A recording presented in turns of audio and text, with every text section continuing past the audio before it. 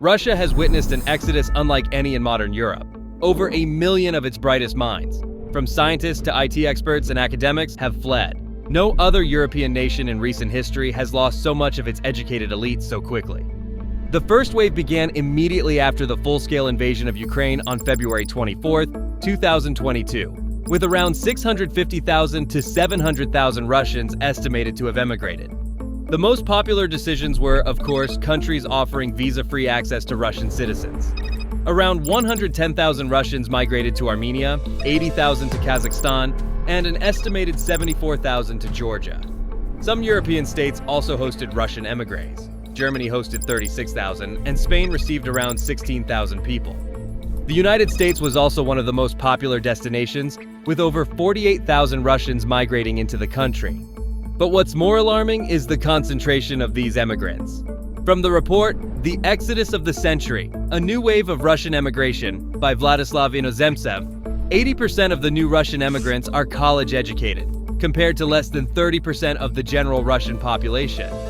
The universities experienced massive resignations, with around 2,500 scientists moving to other countries and more than 1,600 academics switching to foreign affiliations. Within weeks, an estimated 50,000 to 70,000 IT specialists fled Russia. By late 2022, 11.1% of Russian developers had updated their GitHub profiles to list a new country, a digital trace indicating relocation. While this strongly suggests that many had physically moved abroad, it remains uncertain whether these changes reflect temporary displacement or permanent migration. Moreover, 86% of the emigrants are under 45 years of age.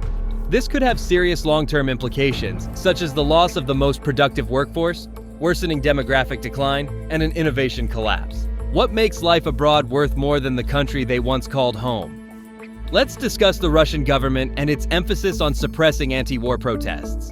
There has been tight censorship and heavy pressure on civil society, journalists, and non-governmental organizations.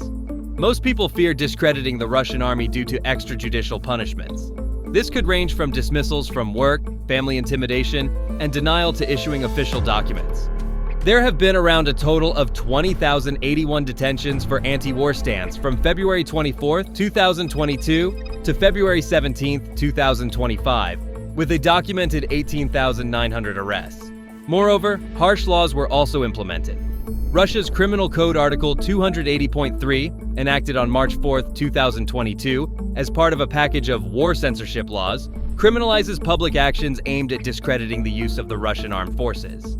The law came into effect immediately upon signature. Repeat offenders under Article 280.3 can face a fine of at least 100,000 rubles or imprisonment for up to 3 years.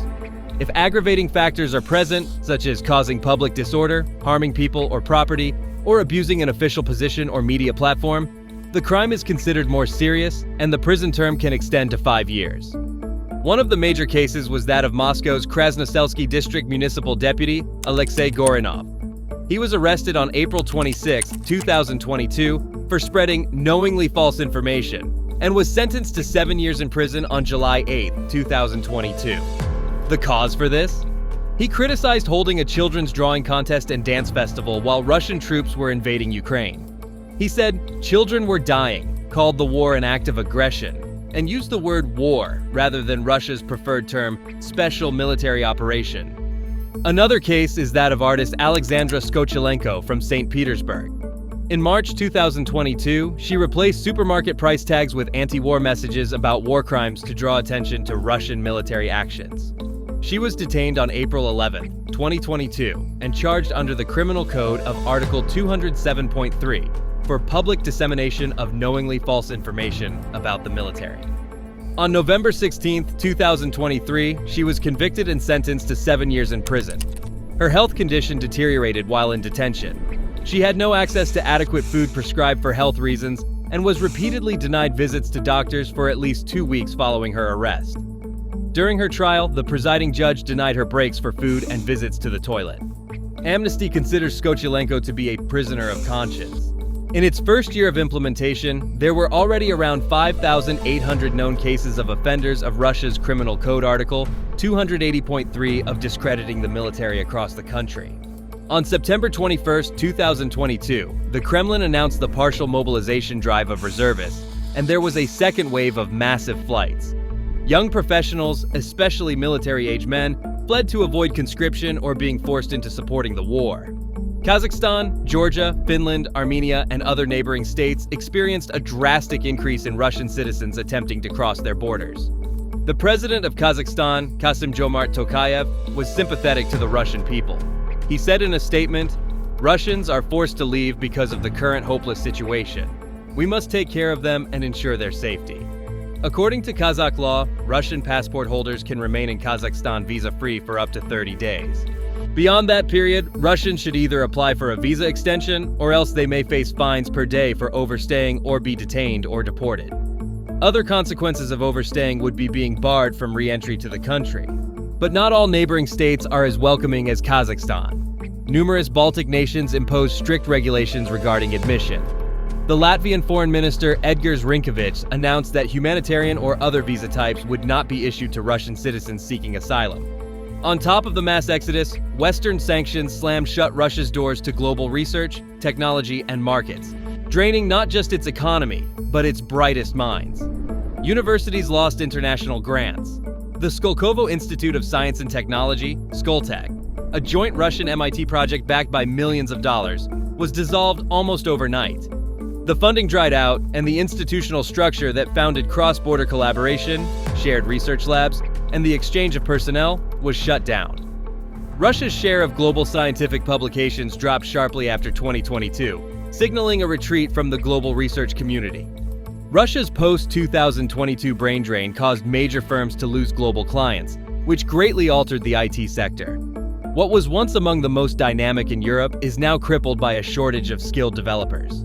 Tech giants like Yandex and Tinkoff lost thousands of engineers and analysts, forcing projects to stall and innovation to stagnate. Yandex has around 18,000 full-time employees in Russia, but the company allowed its employees to work remotely regardless of location by clocking in from outside Russia at certain periods. Its international projects are now being folded into a new entity, Nebius, which will be developed outside Russia, led by Arkady Volozh and 1,300 employees comprised of mostly ex-Yandex staff. Meanwhile, Tinkoff only allowed remote work in specific areas like Belarus, Armenia, and Kazakhstan. Its founder, Oleg Tinkoff, publicly broke with the regime, renounced his Russian citizenship, was designated a foreign agent, and sold off part of his stake. The World Bank warns that this outflow could slash Russia's productivity growth for years, undermining its bid for technological self-sufficiency. The cultural and demographic consequences are just as profound. Independent journalists, filmmakers, and artists have fled censorship, rebuilding their platforms in Riga, Berlin, and Tbilisi, where they continue to produce work critical of the Kremlin. Domestically, this exodus has hollowed out the creative industries that once gave Russia its cultural influence abroad. Meanwhile, the people leaving are overwhelmingly young, urban, and highly educated, the demographic essential for modernization. To reverse this, Putin must address deep political and structural problems that drive skilled citizens away. Repression, censorship, and a lack of trust in state institutions remain major deterrents to return. Economic instability, sanctions, and global isolation have also weakened opportunities for innovation and research. By 2023, over 1.3 million young workers had disappeared from the formal workforce. With a shrinking workforce and limited international collaboration, rebuilding human capital will be difficult. Without political reform and restored global engagement, Russia's talent loss may become a lasting setback to its development.